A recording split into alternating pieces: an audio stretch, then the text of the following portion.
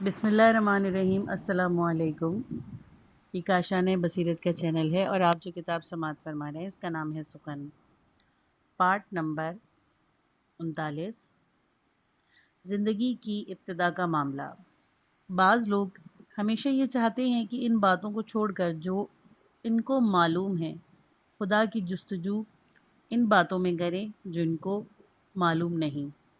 یہ رویہ عقیدہ توحید کے لیے بہت ہی خطرناک ہے۔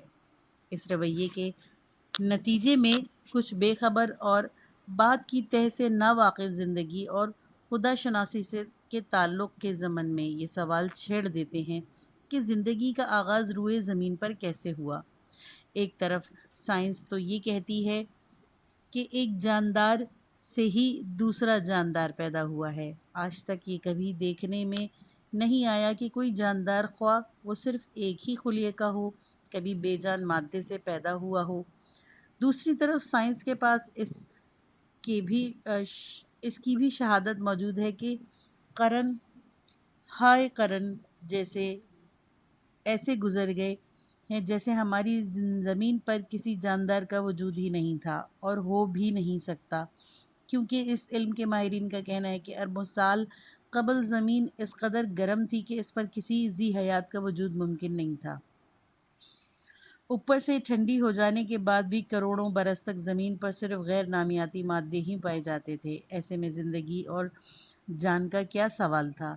جو لوگ خدا کی جستجو محجولات یعنی ان باتوں میں کرتے ہیں جو ان کو معلوم نہیں، وہ کہتے ہیں چونکہ عام طریقے سے زندگی کی توجیہ نہیں کی جا سکتی، اس لیے اس کے سوا کوئی چارہ نہیں ہے کہ یہ کہا جائے کہ پہلی بار زندگی کی صورت یہی ہوئی کہ قدرت الہی نے غیب سے ظاہر ہو کر مادے میں زندگی کی روح پھونک دی۔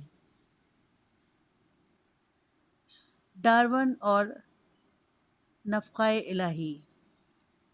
حیاتیات کا مشہور عالم اور فلسفہ ارتقاء کا بانی ڈارون ذاتی طور پر ایک مذہبی آدمی اور عیسائی مذہب کا پیروکار تھا، اگرچہ دوسرے لوگوں نے اس کے نظریے کی غلط تعبیر کی اور اس کو خالق کے انکار کا ذریعہ بنا لیا، لیکن جب ڈارون نے جانداروں کے تسلسل اور ایک نوع کے جانوروں کا دوسری نوع کے جانوروں کی ترقی یافتہ شکل ہونے کا نظریہ پیش کیا تو وہ اس نتیجے پر پہنچا کہ ابتدا میں چند جاندار یا کم از کم جانداروں کی کوئی ایک قسم روئے زمین پر موجود تھی جو کسی دوسری قسم کی ترقی یافتہ شکل نہیں تھی۔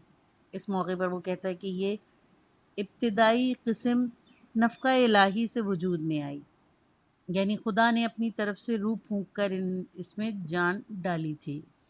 اس میں شک نہیں کہ پہلا جاندار نفخہ الہی سے ہی وجود میں آیا، لیکن اور سب جاندار بھی اسی نفخہ الہی سے ہیں وجود میں آتے ہیں۔ بظاہر اس شخص کا خیال یہ تھا کہ صرف پہلا جاندار نفخہ الہی سے پیدا ہوا، گویا اس کام کی ابتدا خدا نے کی۔ خدا کا کام صرف ایک سلسلہ شروع کرنا ہے، بعد میں از خود مادہ زندگی ایک نسل سے دوسری نسل تک منتقل کر سکتا ہے۔ حالانکہ صحیح یہ ہے کہ اول، آخر اور درمیان میں کوئی فرق نہیں۔ زندگی ہمیشہ ہر حال میں نفخہ الہی ہے، ابتدا ہو یا ارتقاء کی کسی مرحلے میں۔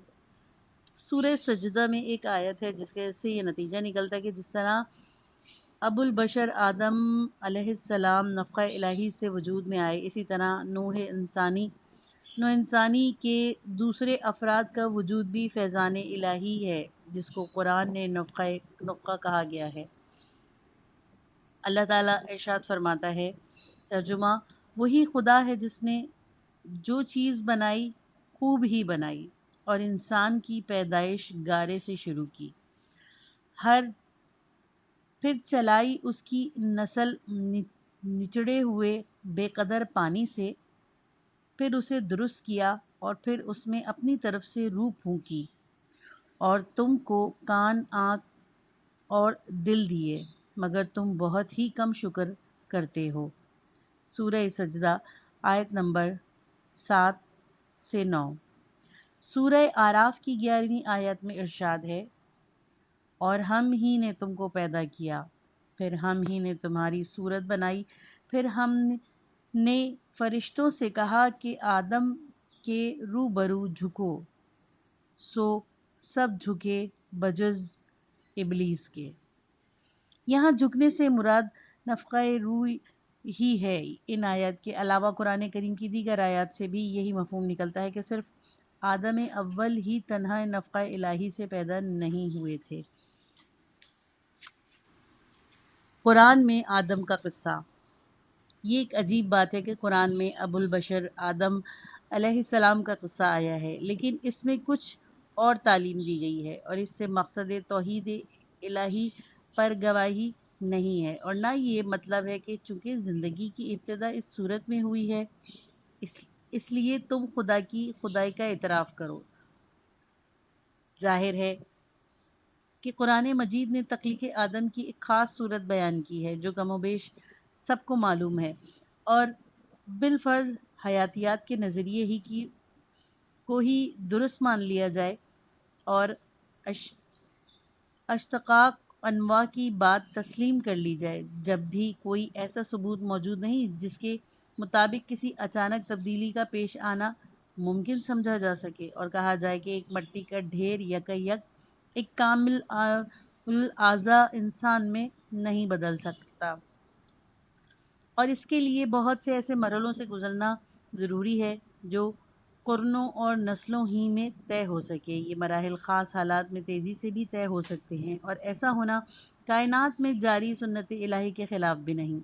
ایسا ہوتا رہتا ہے کہ مختلف احوال میں حرکت کی رفتار تیز یا سست ہو جائے۔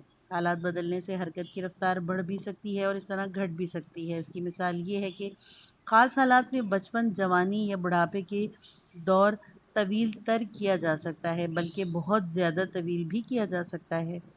بہرحال مقصد یہ واضح کرنا ہے کہ قرآن نے اپنی تعلیمات میں زندگی کے آغاز کی وحدانیت الہی کی دلیل قرار نہیں دیا، اور یہ نہیں کہا کہ خدا کو اس لیے مانو کیونکہ زندگی ہمیشہ سے نہیں ہے۔ اس کا آغاز ہوا ہے، خواہ یہ آغاز صرف ایک خلیے والے جاندار کی شکل میں ہو یا لاکھوں خلیے والے جاندار کی شکل میں۔ قرآن نے ابو البشر آدم علیہ السلام کا قصہ ایک دوسرے مقصد سے بیان کیا ہے۔ اس قصے سے کچھ اور سکھانا مقصود ہے۔ قرآن میں جو قصے بیان کیے گئے ان میں سے شاید ہی کسی قصے میں اس قدر نکات مضمر ہوں۔ اس قصے سے مقصد انسان کا درجہ بلند کرنا ہے، اور یہ بتلانا ہے کہ اگر انسان اسماء الہی کی تعلیم کے مرتبے تک پہنچ جائے تو اس کا درجہ فرشتوں سے بھی اونچا ہو جاتا ہے۔ ایسے شخص کے سامنے فرشتے بھی جھکتے ہیں اور سجدہ ریز ہو جاتے ہیں۔ اس قصے میں تنبیہ کی گئی ہے کہ شیطان انسان کا دشمن ہے۔ آدمی کو اپنے اندرونی وسوسوں سے خبردار رہنا چاہیے تاکہ وہ اس کے راہ راست سے دور نہ ہٹا دیں۔ تکبر سے بھی خبردار کیا ہے۔ شیطان کو ایک لمحے کے تکبر نے قرب الہی سے محروم کر دیا۔ یہ قصہ لالچ اور احکام الہی کی خلاف ورزی کے نتیجے میں سقوط کے خطرات سے آگاہ کرنے کے لیے بھی آیا ہے، اور انسان کو اس کے بلند مرتبہ اور اس کے اعلیٰ صلاحیت کی خبر دینے کے لیے بھی، جس کو خلافت الہیہ کہا جاتا ہے۔ اس قصے میں اور بھی متعدد اخلاقی اور روحانی تعلیمات کی طرف اشارہ ہے۔ جب آپ کی پروردگار نے فرشتوں سے کہا کہ میں زمین پر اپنا ایک نائب بنانے والا ہوں، انہوں نے کہا کہ تو زمین پر ایسی مخلوق پیدا کرے گا جو اس پر فساد برپا کرے گی اور خون بہائے گی۔ ہاں کہ ہم تیری حمد کی تسبیح کرتے رہتے ہیں اور تیری پاکیزگی کا ذکر کرتے رہتے ہیں۔ اللہ نے کہا یقیناً میں وہ کچھ جانتا ہوں جو تم نہیں جانتے۔ اللہ نے آدم کو سب نام سکھلا دیے، پھر انہیں فرشتوں کے سامنے پیش کیا اور کہا ذرا مجھے بتلاؤ تم ان کے نام اگر تم سچے ہو۔ وہ بولے کہ تو پاک ذات ہے، ہمیں تو کچھ علم نہیں مگر وہی جو تو نے سکھلا دیا، بے شک تو ہی بڑا علم والا حکمت والا۔ اللہ نے کہا اے آدم بتلا دو انہیں ان کے نام۔ جب آدم نے نام بتلا دیے تو اللہ نے کہا میں نے تم سے نہیں کہا تھا کہ میں آسمانوں اور زمین کی چھپی ہوئی چیزوں کو جانتا ہوں، اور وہ سب جانتا ہوں جو تم ظاہر کرتے ہو اور جو تم چھپاتے ہو۔ سورہ بقرہ آیت نمبر 30 سے 33۔ ان آیت کے مضمون میں بہت سے نکتے ہیں جن کی تشریح کا بالفعل موقع نہیں۔ اگر ایک چیز جس کا تذکرہ ان آیات میں ہے نہ آدم علیہ السلام کے قصے والی دوسری آیات میں، وہ ہے آدم علیہ السلام کی غیر معمولی تخلیق سے اللہ کی وحدانیت پر استدلال۔ دعا و مناجات۔ آج مولا متقیان اور پیشوائے خدا پرستان حضرت علی علیہ السلام کی شہادت کی رات ہے۔ 21 رمضان کی شب مولا کی شب شہادت ہونے کے علاوہ شب ہائے قدر میں سے ایک شب بھی ہے۔ یہ وہ رات ہے جس میں زندہ دل شب بیداری کرتے ہیں اور صبح تک نماز، دعا اور توبہ استغفار میں مشغول رہتے ہیں، اور اس پاک رات میں اپنے دل کو گناہوں کی کدورت سے پاک صاف کر کے جلا دیتے ہیں۔ اس مناسبت سے چند کلمے دعا کے بارے میں عرض کرتا ہوں۔ دعا کا روحانی اثر۔ دعا کی مقبولیت اور اس کے اجر و ثواب سے قطع نظر اگر دعا دل کی گہرائیوں سے نکلے اور روح کو وجد میں لے آئے تو اس کا روحانی اثر بھی زبردست ہوتا ہے، اور ایسی کیفیت ہوتی ہے کہ آدمی اپنے آپ کو گویا نور میں ڈوبا ہوا پاتا ہے۔ ایسے میں جوہر انسانیت کی قدر و قیمت کا احساس بڑھ جاتا ہے اور آدمی یوں محسوس کرنے لگتا ہے کہ اس نے باقی سب دن جن کاموں میں گزارا اور جن باتوں کے لیے تکلیف اٹھائی وہ باتیں کس قدر معمولی اور فضول تھیں۔ جب آدمی اللہ کے سوا کسی اور سے کچھ مانگتا ہے تو وہ اس میں قدر ذلت محسوس کرتا ہے، لیکن جب اللہ سے مانگتا ہے تو عزت کا احساس ہوتا ہے۔ دعا طلب بھی ہے اور مطلوب بھی، وسیلہ بھی ہے اور مقصد بھی، تحمید بھی ہے اور نتیجہ بھی۔ اولیاء اللہ کو دعا سے زیادہ کوئی چیز پسند نہیں۔ وہ اپنے دل کی تمام آرزوؤں اور خواہشوں کو اپنے محبوب حقیقی کے سامنے پیش کرتے ہیں۔ جو چیز ان کو مطلوب ہوتی ہے اس سے زیادہ اہمیت وہ خدا سے مانگنے اور اس سے زیادہ راز و نیاز کو دیتے ہیں۔ اسی لیے ان کو کسی اکتاہٹ یا تھکن کا احساس نہیں ہونے پاتا۔ کمیل نقوی سے امیر المومنین علیہ السلام نے فرمایا، دعا کرنے والوں کے علم و بصیرت میں اچانک اضافہ ہو جاتا ہے۔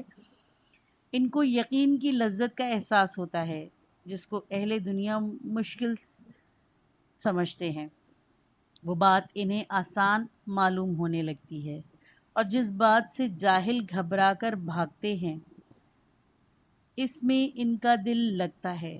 ان کے جسم دنیا میں ہوتے ہیں مگر ان کی روح کا تعلق ملا اعلی سے ہوتا ہے۔ دل کا خدا سے تعلق۔ ہر ایک کے دل کا خدا سے تعلق ہے۔ شقی ترین افراد بھی جب ان پر کوئی مصیبت پڑتی ہے اور ظاہری اسباب سے ان کو نا امیدی ہو جاتی ہے خدا ہی سے التجا کرتے ہیں۔ گویا یہ ایک فطری رجحان ہے۔ بعض اوقات سنگ دلی اور گناہ اس رجحان کو دبا دیتے ہیں، لیکن جیسے ہی کوئی تکلیف آتی ہے یہ پردہ ہٹ جاتا ہے، اس رجحان کو تحریک ملتی ہے اور وہ قوی ہو جاتا ہے۔ ایک شخص نے صادق آل محمد علیہ السلام سے پوچھا کہ خدا کے وجود کی کیا دلیل ہے؟ آپ نے فرمایا، کبھی کشتی پر سوار ہوئے ہو؟ کہا جی ہاں۔ فرمایا، کبھی ایسا اتفاق ہوا ہے کشتی طوفان میں گھر کر ڈوبنے لگی ہو اور کسی طرف سے کوئی امید باقی نہ رہی ہو؟ اس نے کہا جی ہاں، ایک مرتبہ ایسا بھی اتفاق ہوا تھا۔ آپ نے فرمایا، کیا کبھی ایسا بھی ہوا ہے کہ اس وقت تمہارا دل ایک خاص سمت میں آس لگائے ہوئے تھا، وہیں پناہ ڈھونڈ رہا تھا اور نجات کی التجا کر رہا تھا؟ کہنے لگا بے شک۔ آپ نے کہا وہی خدا ہے۔ امام صادق علیہ السلام نے خود اس کے دل کے رستے سے اسے سمجھا دیا۔ کیا تم خود اپنے اندر جھانک کر نہیں دیکھتے؟ سورہ ذریات آیت نمبر 21۔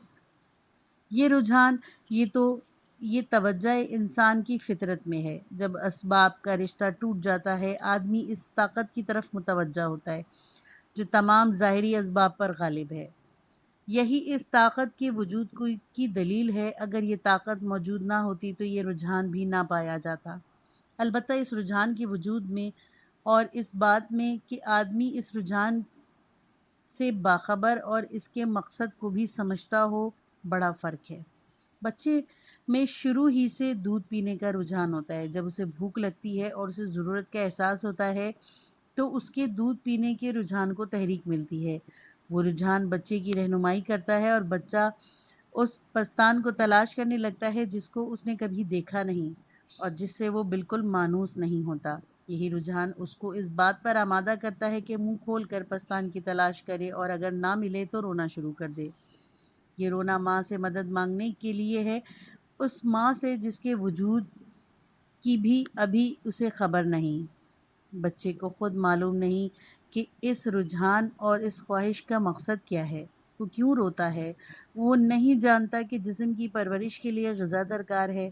غذا کو ہضم کرنے کے لیے جس کی اسے ضرورت ہے، وہ نہیں جانتا کہ وہ کیا اور کیوں چاہتا ہے۔ اسے نہیں معلوم کہ اس کے رونے کا راز یہ ہے کہ ماں کو خبر ہو جائے، وہی ماں جسے وہ ابھی پہچانتا بھی نہیں، آہستہ آہستہ ہی پہچانے گا۔ جہاں تک بلند تر انسانی رجحانات کا تعلق ہے، جیسے خدا کی تلاش اور خدا سے التجا اور دعا، ان امور کے بارے میں ہماری حالت بھی اس نومولود بچے کی سی ہے، جس نے ابھی نہ ماں کو دیکھا ہے نہ اس کے پستان کو، لیکن اس کے رجحان ان کی طرف ہے۔ ان للہ و انا الیہ راجعون، الی اللہ تسیر الامور۔ یہ ظاہر ہے کہ اگر پستان اور وہ دودھ نہ ہوتا جو بچے کے معدے کی ضرورت کے عین مطابق ہے تو فطرت ان کی طرف اس کی رہنمائی بھی نہ کرتی۔ اس غذا اور بچے کے رجحان میں ایک خاص تعلق ہے۔ یہی حال انسان کے دیگر رجحانات کا ہے۔ انسان میں کوئی بھی رجحان بلا وجہ نہیں ہے۔ سب رجحانات ضروری ہیں اور کسی ضرورت کو ہی پورا کرنے کے لیے ہیں۔ اسباب کا اضطراری انقطاع اور اختیاری انقطاع۔ آدمی دو صورتوں میں خدا کو یاد کرتا ہے، ایک وہ وقت کہ جب وہ کسی مصیبت میں گرفتار ہو اور ظاہری اسباب سے نا امیدی ہو جائے، یا وہ وقت جب وہ اسے روحانی بلندی پر پہنچ جائے کہ خود ہی اسباب سے لا تعلق اور بے پرواہ ہو جائے۔ پہلی صورت میں اسباب کا انقطاع اضطراری ہے۔ ایسی حالت میں آدمی کو خود ہی خدا یاد آتا ہے اور کسی کے کہنے کی ضرورت نہیں ہوتی، لیکن یہ کوئی کمال نہیں۔ انسان کا کمال یہ ہے کہ از خود اسباب کو چھوڑ دے اور روحانی ترقی کی منزلیں طے کرے۔ دعا کی شرائط۔ دعا کی کچھ شرطیں ہیں۔ پہلی تو یہ کہ اگر انسان سراپا احتیاج اور مجسم طلب بن جائے، اس کے وجود کا ذرہ ذرہ یہ ظاہر کرتا ہے کہ وہ واقعی ضرورت مند ہے اور محتاج ہے، وہ مانگ رہا ہے اور التجا کر رہا ہے۔ جیسے کہ انسان کے جسم کی کسی حصے کو کوئی ضرورت ہوتی ہے تو اس کے تمام اعضاء و جوارح اس کی تکلیف کا احساس کرنے لگتے ہیں، بلکہ خود اپنے کام میں کمی کر دیتے ہیں۔ مثلاً اگر کسی کو سخت پیاس لگے تو اس کے چہرے پر پیاس کے آثار ظاہر ہونے لگتا ہے۔ اس کا حلق، جگر، معدہ، ہونٹ، زبان، گلا سب پانی پانی پکارنے لگتے ہیں۔ اگر اس حالت میں وہ سو جائے تو خواب میں بھی پانی کو ہی دیکھے گا۔ وجہ یہ ہے کہ اس کے بدن کو واقعی پانی کی ضرورت ہے۔ انسان نظام قدرت کا ایک جز اور عالم کبیر کا ایک حصہ ہے، اس کی روح عالم وجود کا ایک جز۔ مگر اس کے وجود کی واقعی کوئی خواہش اور ضرورت ہو تو نظام قدرت اسے بے سہارا نہیں چھوڑتا۔ لیکن واقعی دعا مانگنے اور دعا پڑھنے میں فرق ہے۔ جب تک دل اور زبان میں ہم آہنگی نہ ہوگی، حقیقی دعا نہیں ہوتی۔ آدمی کے دل میں واقعی طلب ہونی چاہیے اور اس کے وجود میں حاجت مندی کا احساس ہونا چاہیے۔ دعا کے قبول ہونے کا یقین اور بھروسہ۔ دعا کی ایک شرط ایمان اور یقین ہے۔ ذات باری کی لامتناہی رحمت پر ایمان، اس بات پر ایمان کہ فیضان الہی میں کوئی رکاوٹ نہیں، اس پر ایمان کہ خدا کی رحمت کا دروازہ دروازے بندے پر کبھی بند نہیں ہوتا، کمی اور قصور جو ہے وہ بندے کا ہے۔ حدیث میں ہے یہ کہ دعا کرو تو یہ سمجھو کہ تم جو چاہتے ہو وہ بس دروازے پر ہے۔ امام علی بن الحسین زین العابدین علیہ السلام اپنی مشہور دعا جو دعائے ابو حمزہ سمالی کے نام سے مشہور ہے اور جس میں امید و اطمینان کی واضح جھلک نظر آتی ہے اور جس کو آپ رمضان کے مبارک مہینے میں پڑھا کرتے تھے، اپنے رب سے یوں عرض کرتے ہیں: ایسی ہی طلب کی راستوں کو تیری طرف کھلا ہوا اور امیدوں کے چشموں کو ابلتا ہوا دیکھتا ہوں۔ تو اپنے فضل سے اس کی اجازت دی ہے کہ تجھ سے مدد طلب کی جائے۔ جو تجھے پکارتے ہیں ان کے لیے دعا کے دروازے کھلے ہیں۔ مجھے امید ہے کہ جو تجھ سے آس لگاتے ہیں تو ان کی ضرور سنتا ہے، اور جو تجھ سے پناہ کے طالب ہیں ان کو پناہ دیتا ہے۔ تیری بخشش کی آرزو اور تیری قضا پر رضا سے بخیلوں کے بخل اور غاصبوں کے ظلم کی تلافی ہوتی ہے۔ مجھے یقین ہے جو تیری طرف بڑھتا ہے اس کو زیادہ فاصلہ طے نہیں کرنا پڑتا۔ تو اپنی مخلوق سے پردہ نہیں کرتا، البتہ ان کی ہوس پردہ بن کر ان کے اور تیرے درمیان حائل ہو جاتی ہے۔ دعائیں قانون فطرت یا قانون شریعت کے خلاف نہیں ہونی چاہیے۔ دعا کی ایک اور شرط ہے کہ کسی ایسی چیز کے لیے دعا نہ کی جائے جو قانون فطرت یا قانون شریعت کے خلاف ہو۔ دعا اس لیے کی جاتی ہے کہ اللہ کی مدد و اعانت سے انسان اپنے وہ مقاصد حاصل کر سکے جو قانون فطرت یا قانون شریعت نے مقرر نہیں کیے۔ ایسی دعا ایک قدرتی ضرورت ہے۔ چونکہ نظام کائنات میں توازن ضروری ہے، اسی لیے جہاں مدد کی ضرورت ہوتی ہے مدد کی جاتی ہے، لیکن ایسی دعا جو فطری یا شرعی قانون کے خلاف ہو، جیسے ہمیشہ ہمیشہ زندہ رہنے کی دعا یا قطع رحم کی دعا، ایسی دعائیں قبول نہیں ہو سکتی۔ اس قسم کی دعائیں در حقیقت دعائیں ہی نہیں ہیں۔ دعا کرنے والے کے حالات کی دعا سے مطابقت۔ ایک اور شرط یہ ہے کہ آدمی زندگی کے ہر پہلو دعا سے مطابقت رکھتا ہو، یعنی مقاصد فطرت اور مقاصد شریعت سے ہم آہنگ ہو، دل پاک صاف ہو، روزی حلال کی ہو، کسی پر ظلم کا بار گردن پر نہ ہو۔ امام صادق علیہ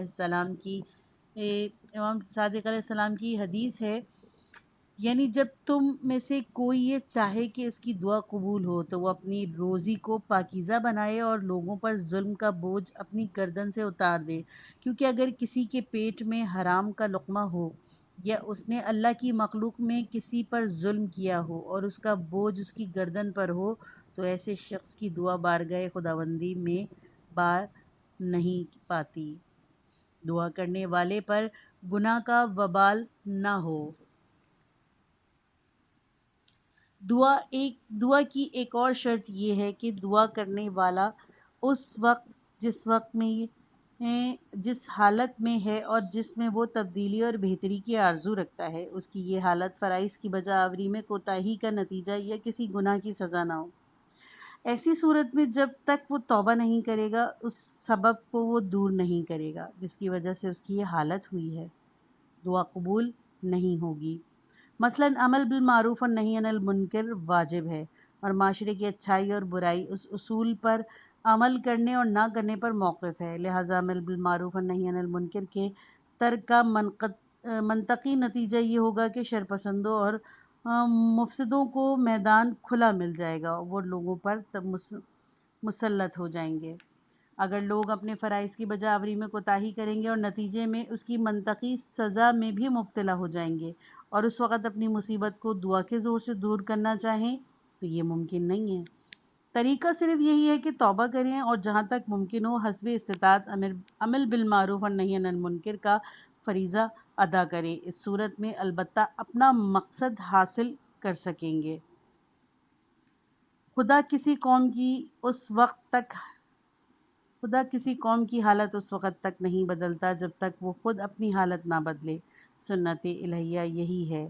معتبر احادیث میں آیا ہے عمل بالمعروف اور نہی عن المنکر ضرور کرو ورنہ شر پسند تم پر مسلط ہو جائیں گے، پھر تمہارے نیک لوگ دعائیں کریں گے مگر ان کی سنی نہیں جائے گی۔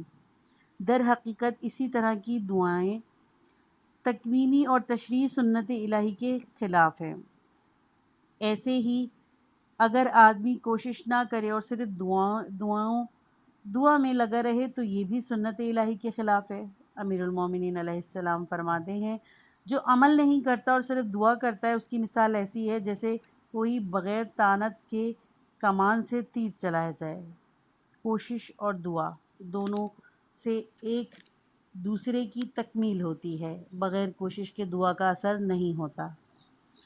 دعا کی کوشش کی جگہ نہیں لے سکتی۔ ایک اور شرط یہ ہے کہ واقعی دعا کی ضرورت ہو۔ دعا وہاں کی جائے جہاں مطلب انسان کی دسترس سے باہر ہو، انسان مجبور ہو، اگر مطلوبہ مقصد کی کنجی خود آدمی کے اپنے ہاتھ میں ہو اور وہ کفران نعمت کر کے اس کنجی سے کام نہ لے اور خدا سے دعا کرتا رہے کہ خدا خود اس کے لیے دروازہ کھول دے اور کنجی سے کام لینے کا بوجھ اس کے کندھے سے ہٹا دے، تو ظاہر ہے ایسی دعا قابل قبول نہیں ہو۔ ایسی دعاؤں کو تکوینی سنت کے منافی سمجھنا چاہیے۔ دعا تو اس لیے ہے کہ اللہ تعالیٰ دعا کرنے والوں کو ایسی طاقت دے کہ وہ اپنے مقصد میں کامیاب ہو سکے۔ اگر مطلوبہ طاقت پہلے ہی سے حاصل ہو تو پھر دعا کی تحصیل حاصل، یعنی جو چیز حاصل ہے اس کو حاصل کرنے کی کوشش ہوگی، جو لغو بات ہے۔ اس وجہ سے ائمہ دین نے فرمایا یعنی 5 گروہ ایسے ہیں جن کی دعا قبول نہیں ہوتی۔ ایک اس شخص کی دعا قبول نہیں ہوتی جس کی بیوی اسے آزر پہنچاتی ہو اور تنگ کرتی ہو اور اس کے بس میں ہو کہ اسے مہر دے کر طلاق دے دے، لیکن اسے طلاق نہ دیتا ہو بلکہ اس پر دعا مانگتا ہو کہ خدایا مجھے اس عورت کے شر سے نجات دے۔ دوسرے اس شخص کی دعا جس کے پاس کوئی غلام ہو جو بار بار اس کے پاس سے بھاگ جاتا ہو لیکن وہ پھر بھی اس کو اپنے قبضے میں رکھنے پر مصر ہو اور دعا یہ کرتا ہو کہ خدایا مجھے اس کے شر سے بچا، حالانکہ وہ اگر چاہے تو اس کو بیچ دے۔ تیسرے ایسے شخص کی دعا جو ٹیڑھی دیوار کے نیچے سے گزرے جو گرنے والی ہو، وہ اس دیوار سے ہٹے تو نہیں، وہاں اپنی جان کی سلامتی کی دعا مانگتا رہے۔ چوتھے اس شخص کی دعا جو اپنا مال کسی کو بغیر گواہ اور رسید کے قرض دے اور جب قرضدار قرض ادا نہ کرے تو یہ دعا کرتا رہے کہ خدایا میرا روپیہ واپس دلا دے، حالانکہ اگر وہ چاہتا تو شروع ہی سے بغیر رسید اور گواہ کے قرض نہ دیتا۔ پانچویں اس شخص کی دعا جو کوئی کام نہ کرے، اپنے گھر میں بیٹھا رہے اور یہ دعا کرتا رہے اللہم رزقنی، الہی رزق بھیج دے۔ ظاہر ہے کہ بات انہی 5 قسم کے افراد کی نہیں، ان 5 کا تذکرہ تو بطور مثال پیش کیا گیا ہے۔ جو شخص اپنے عمل اور تدبیر سے اپنے مقصد حاصل کر سکتا ہو مگر کوتاہی سے کام لے اور کوشش اور تدبیر کے بجائے دعا کرتا رہے تو اس کی دعا قبول نہیں ہوگی۔ نظام کائنات میں دعا اس لیے نہیں ہے کہ وہ عمل اور تدبیر کی جگہ لے لے، دعا عمل کے قائم مقام نہیں، اس کا تمتع ہے۔ دعا اور قضاء و قدر۔ دعا کے بارے میں عہد قدیم سے بحثیں ہوتی رہی ہیں، سوالات پوچھے جاتے رہے ہیں۔ اس طرح کا ایک سوال ہے کہ کیا دعا تقدیر پر اعتقاد کی منافی نہیں؟ اگر یہ مان لیا جائے کہ جو کچھ مقدر میں ہے وہ پہلے سے ہی طے ہو چکا ہے تو پھر دعا کی تاثیر کے کیا معنی ہیں؟ دعا اور اللہ کی حکمت کاملہ۔ ایک اور سوال یہ ہے کہ دعا پر اعتقاد اس اعتقاد کے منافی ہے کہ اللہ حکیم ہے اور اس کا کوئی کام حکمت اور مصلحت سے خالی نہیں۔ اب سوال یہ ہے کہ موجودہ صورتحال جس کو ہم دعا سے بدلنا چاہتے ہیں اس کی حکمت و مصلحت کے مطابق ہے یا مخالف؟